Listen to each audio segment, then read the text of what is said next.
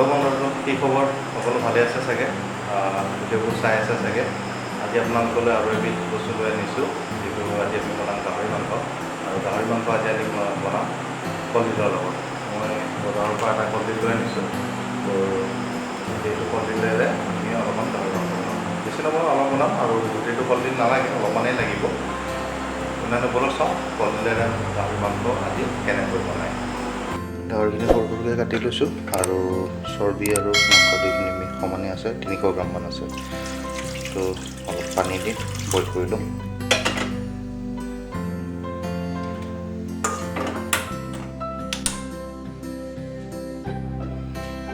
অলপ সময় লাগিব বইল হওঁতে, তেতিয়ালৈকে আমি বাকীখিনি বস্তু যোগাৰ কৰি লওঁ।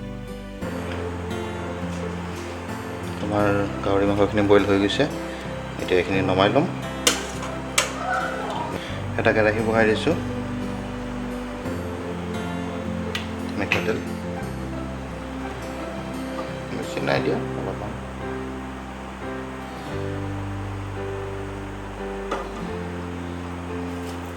এটা মিডিয়ামকৈ কাটি ৰখা মিডিয়াম চাইজৰ পিঁয়াজ, মিহি মিহিকৈ কাটি লৈছোঁ মই পিঁয়াজটো।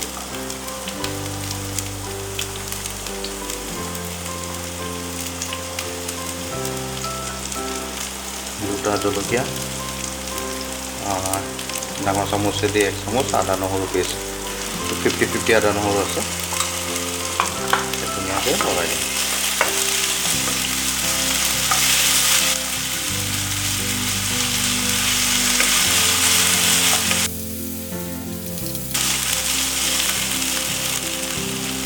এতিয়া মই বইল কৰি ৰখা গাহৰিখিনি দি দিম।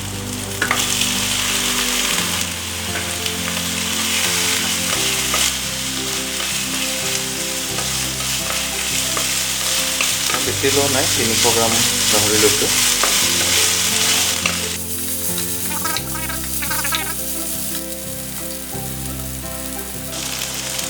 এড কৰিম মই নিমখ, নিজৰ সোৱাদ অনুসৰি দিব। কোনোবা কম খায় বেছি খায় সিহঁতে দিলে। হালধি,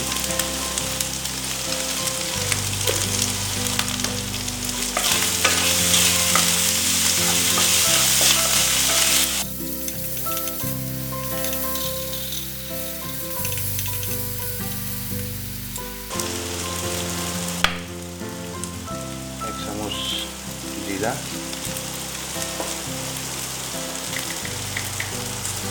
1 চামুচ ধনিয়া পাউডাৰ, লৰাই দিম। গেছটো আমাৰ বঢ়াই থোৱা আছে, সেইখিনি অকণমান লৰোৱাৰ পিছত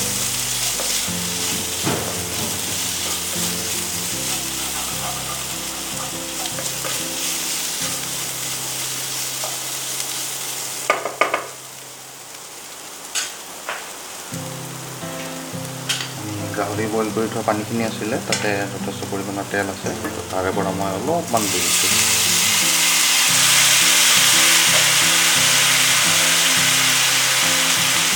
তো ভাবিব নালাগে যে সেইখিনি পানী বেয়া বুলি, কাৰণ আমি বইল কৰাৰ লগে লগে গাহৰি মাংসত যিবিলাক বেয়া বস্তু থকা বুলি ভবা যায়, সেইবিলাক চব মৰি যায় আৰু সেইখিনি ভাল হৈ যায়। আৰু সাধাৰণতে গাহৰি মাংস বইল নকৰাকৈও বনাব পাৰে, আৰু সোৱাদটো তেতিয়া বেছিহে আহে। একো প্ৰব্লেম নহয়, মইতো খাওঁ তেনেদৰে। কিন্তু বহুতৰ এটা ধাৰণা আছে যে বইল কৰি ল'ব লাগে, তো সেইকাৰণে আমি বইল কৰিয়ে দেখুৱাইছোঁ।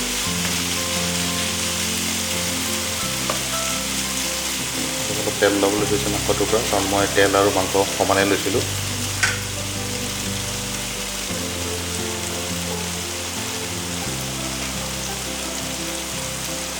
এতিয়া ইয়াত অলপমান কাশ্মীৰী দি দিম।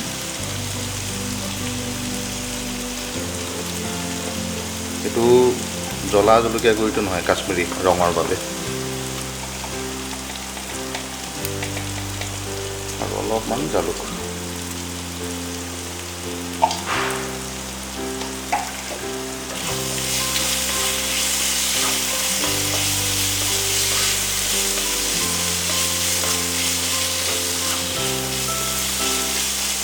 যিহেতুকে বইল কৰি লোৱা হৈছে, এই গাহৰি মাংসখিনি আপুনি খাওঁ বুলি ভাবিলে এনেকৈয়ে খাই দিব পাৰে। এইখিনি ধুনীয়া ফ্ৰাই হৈ গৈছে, ড্ৰাই গাহৰি ফ্ৰাই যিটো, সেয়া হিচাপত আপুনি এইখিনি খাই দিব পাৰে। এটা ৰেচিপিতে দুটা হৈ গৈছে, তেনেকুৱা কথা।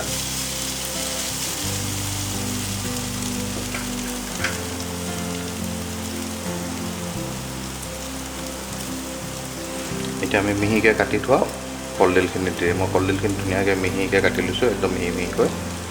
আপোনালোকে কেনেকৈ কাটি ল'ব, ডাঙৰ ডাঙৰকৈ ইচ্ছা কৰিলে ডাঙৰ ডাঙৰো দিব পাৰে, নিজৰ ইচ্ছাৰ কথা। সৰু কলডিল এটা লৈছিলোঁ মই, আৰু এইখিনি গোটেইখিনি দি দিম তাতে।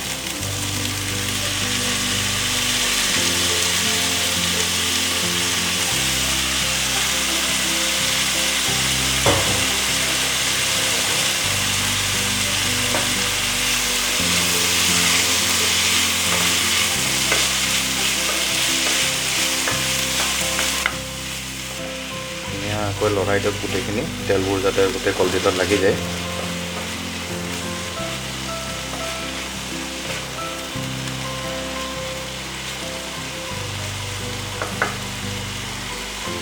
এতিয়াই খাওঁ খাওঁ লাগি গৈছে। এতিয়া ফ্লেমটো আমি অলপমান কমাই দিম আৰু ঢাকন এখন দি 10 মিনিটমানৰ বাবে ইয়াক সিজিব দিম।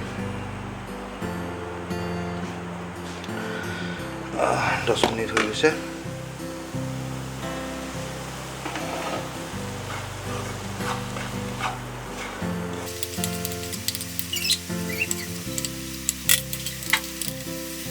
ধুনীয়াকৈ ফ্ৰাই হৈ গৈছে।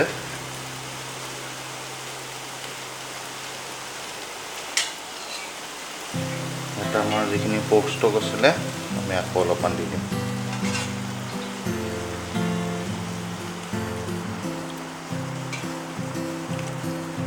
আপুনি ইয়াত নিদি পেলাই পানীও দিব পাৰে, অলপমান পানী কুহুমীয়া গৰম কৰি থৈ দিব, অলপমান পানী দি দিব, বছ হৈ গ'ল।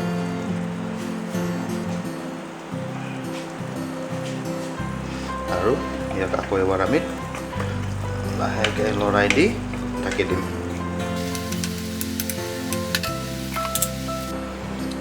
আহকচোন চাওঁ কিমান সিজিলে।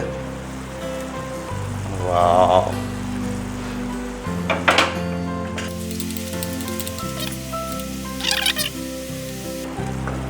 আৰু 5-6 মিনিটমান আমি দি দিওঁ।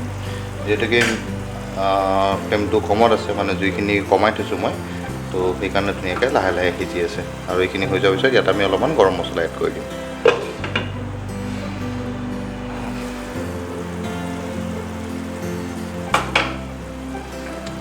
কলডিল আৰু গাহৰি মাংস ৰেডি।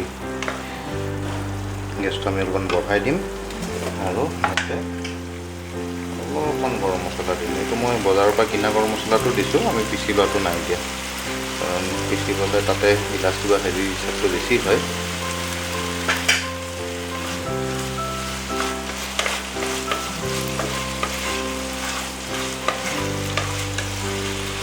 গেছটো পূৰা ফুল কৰি দিছোঁ মই। এনেকৈ আমি 1 মিনিট বা 2 মিনিট সময় আঞ্জাটো অলপমান ফ্ৰাই কৰি দিম। এতিয়া যিবোৰ তেল আছে, তেলবোৰ আকৌ ওলাই আহিব।